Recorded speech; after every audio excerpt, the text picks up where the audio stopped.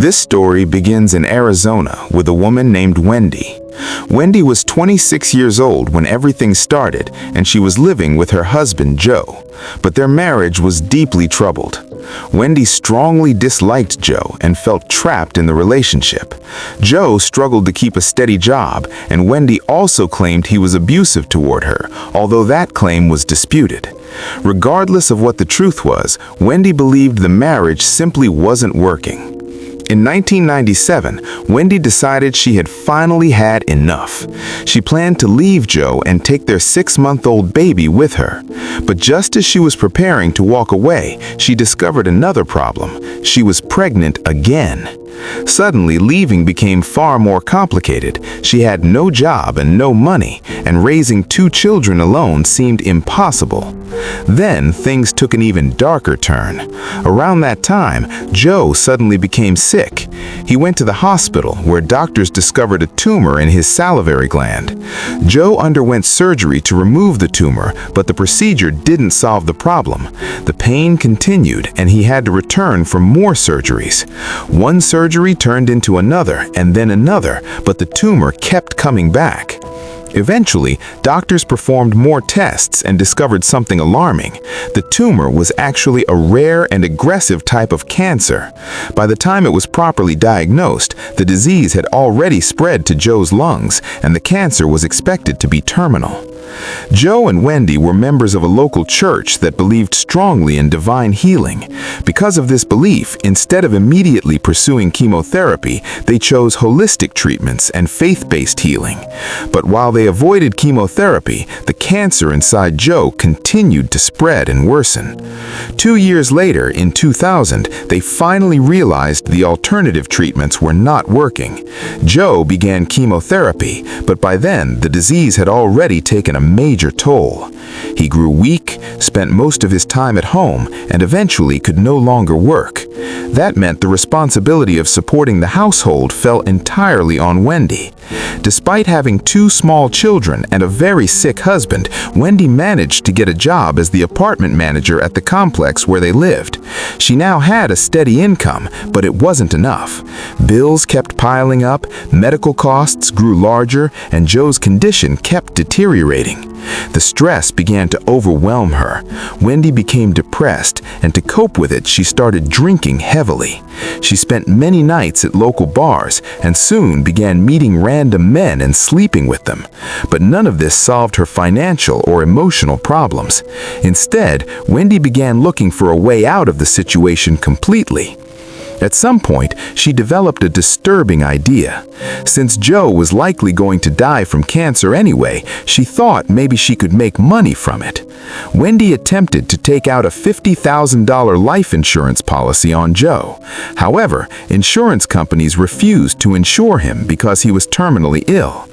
Determined to get the policy anyway, Wendi tried to cheat the system. She asked an acquaintance to pretend to be Joe and take a medical exam so the insurance company would believe Joe was healthy. She even offered the man $10,000 to do it, but he refused. She tried asking another person she knew, and that person refused as well. Around the same time, another opportunity appeared. Years earlier, after Joe's repeated surgeries failed, Joe and Wendi had filed a medical malpractice lawsuit against several doctors and hospitals involved in his treatment. By the year 2000, the lawsuit was still ongoing, and they hoped it could result in a settlement of around $20 million. That's when Wendi realized something chilling. If Joe died while the lawsuit was still active, the settlement money would go directly to her. In fact, his death could potentially increase the payout because she could then sue the doctors and hospitals not only for malpractice but also for wrongful death. In Wendi's mind, Joe had become worth more dead than alive. Doctors had given Joe roughly 1 year left to live, but Wendi didn't want to wait that long. She wanted the money immediately. So she decided to poison him. Wendi bought a bottle of pesticide and began her plan. She placed some of the pesticide into gelatin capsules and labeled them as herbal supplements. Since Joe believed in holistic medicine, he trusted the pills and took them. Soon after, he started feeling sick, but the poison didn't kill him. Wendi tried again. One night, she mixed a much larger amount of the pesticide directly into Joe's soup. This time, the poison worked more strongly. Joe became extremely sick. He began vomiting, struggled to breathe, and was in severe pain. Desperate, he called out to Wendi and asked her to call 911. Wendi said she would, but she didn't. Instead, she walked into another room and pretended to dial numbers on her phone while actually doing nothing. She was stalling, hoping Joe would die before help arrived. Eventually, she realized she couldn't delay any longer and finally called 911. Her hope was that Joe would already be dead by the time paramedics arrived. Paramedics eventually reached the house, but Joe was still alive, though suffering badly. Wendi quickly went outside through the back of the house to intercept them before they entered. She lied and told them that Joe had terminal cancer and had signed a do not resuscitate order because he wanted to die naturally at home.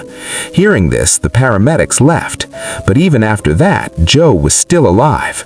Now, completely panicked, Wendi decided to end his life herself. She grabbed a bar stool, lifted it over her head, and struck Joe repeatedly with it. Then, to make sure he was dead, she went into the kitchen, grabbed a knife, and stabbed him in the neck. That final act killed Joe. Afterward, Wendi called 911 again. Police arrived and began investigating the scene.